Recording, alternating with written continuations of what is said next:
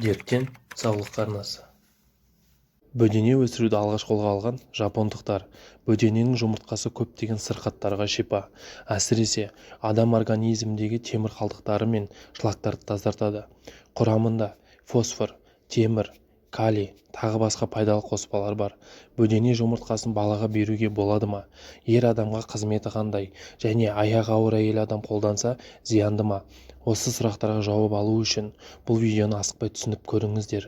Шын мәнінде сіздер үшін 100% пайдалы ақпарат болатынына мен сенімдімін. Сіздермен дерттен саулыққа арнасы. Арнаға жазылып, қоңыраушаны басуды ұмытпаңыздар. Қазіргі таңда жапон бөденесі, мрамор бөденесі, ағылшын бөденесі, фараон бөденесі атты 4 түрі өсіріледі. Бөдене жұмыртқасы бұрын халық астма, асқазан аурулары, туберкулез, жүйке мен жүрек ауруларына пайдалы. Қазаққа таңсық құс емес, қазақ ертегілерінде де жиі айтылады. Бірақ осы жұдырықтай құстың еті мен жұмыртқасында осыншама емдік дәрумен бар деп кім ойлаған? Биологиялық құндылығы жөнінен бөдене жұмыртқалары тауықтың жұмыртқаларынан басып озады екен.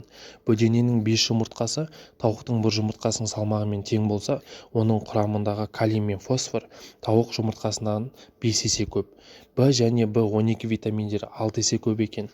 Тарихқа көз жүгіртсек, Шыңғыс ханның өзі жаралы жауынгерлеріне жұдырықтай ғана бөдененің жұмыртқасын ішкізіп аяққа тұрғызған екен. Сондай-ақ олардың құрамындағы кальций, мыс, кобальт және түрлі амин қышқылдары тауық жұмыртқасынан гөрі әлдеқайда жоғары. Құрамы осындай азықпен жүйелі қоректенген адам әртүрлі ауру сырқауға қарсы тұратын дәрмен артып, жүрек қан тамырлары жүйесі мен ас қорыту мүшелері жұмысы жақсарады. Сондай-ақ бөдене еті мен жұмыртқалары адам ағзасынан радиацияны да шығарады екен. Ал жұмыртқа құрамындағы лецитин қандағы холестеринді төмендететін көрінеді. Егер тәулігіне бөдененің 4-5 жұмыртқасын тұрақты тұтынса, ер адамның жыныстық қуаты артады. Бөдененің қалыпты дене қызуы 42 градус болғандықтан құс тұмауы сияқты жұқпалы дерттерге қарсы тұру қабілеті күшті. Сол себепті оның жұмыртқасын шикідей жұту өте пайдалы.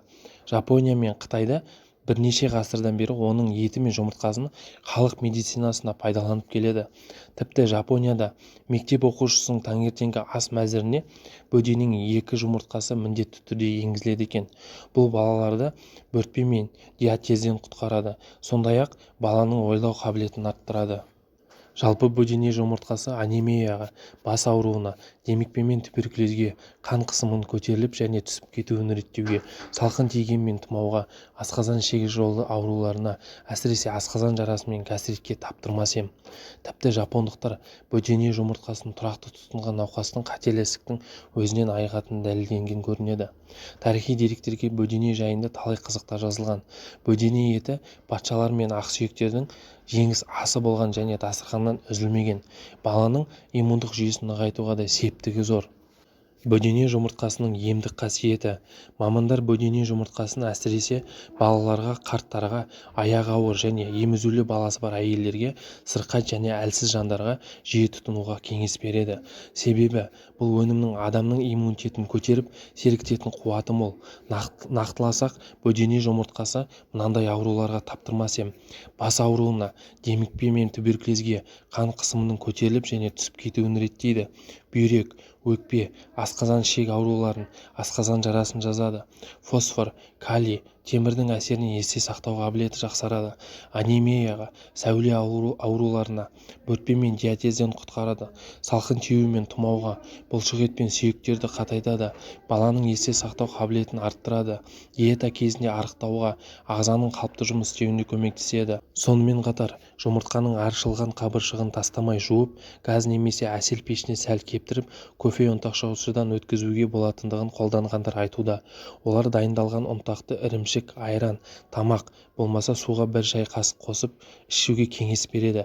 Өйткені оның құрамында 90% кальций мен 27 микроэлементтер бар. Ал зерттеулерге сүйенсек, дәріханалардан сатылатын кальцийлерге қарағанда бөдене жұмыртқасы қабығында кальций адам ағзасында өте сіңімді. Бұдан басқа, ол ағзаға аса қажетті мыс, фтор, күкірт, кремний, мыршыққа бай. Сондықтан ұсақталған жұмыртқа қабығын балалар мен жүкті келіншектерге ұсынған абзал. Ағзадағы кальцийді молайып, сүйектерді қатаюына игі ықпалын тигізеді. Тістердің маржандай тізіліп білінбеуіне де әсер етеді. Ал жұмыртқа құрамындағы лецитин заты қандағы холестеринді төмендетеді. Егер тәулігіне бөдененің 4-5 жұмыртқасын тұрақты тұтынса, ер адамның беліндегі қуат артады. Бірақ та жүрек дертінің атеросклероз түрімен ауыратындар мен оның алдын алушылар бөдене жұмыртқасын аз мөлшерде қолданған абзал. Бөдене жұмыртқасын шикілі қайнатылған, қуырылған, пешке сусыз пісірілген күйінде пайдалануға болады. Оны түрлі салатқа қоссаңыз да өз еркіңіз. Ботқаға, картоп безбесіне немесе сорпаға да қосуға болады. Ең дұрысы, бәрінен пайдалысы шикі күйінде ішу.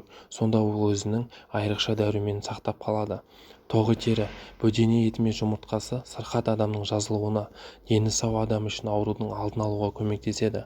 Таза әрі табиғи азықты күнделікті қолдансақ, көп шығынсыз түрлі дертке қарсы тұра алатындай денсаулығымызды нығайтуға болады. Бүгінде ханның асы саналатын бұл өнім дүкен сөрелерінде толып тұр. Ендеше тұтынушылар қалағанша сатып алуына мүмкіндік бар. Сіздермен дерттен саулыққа арнасы. Ауырмаңыздар, дендеріңіз сау болсын, сау болыңыздар.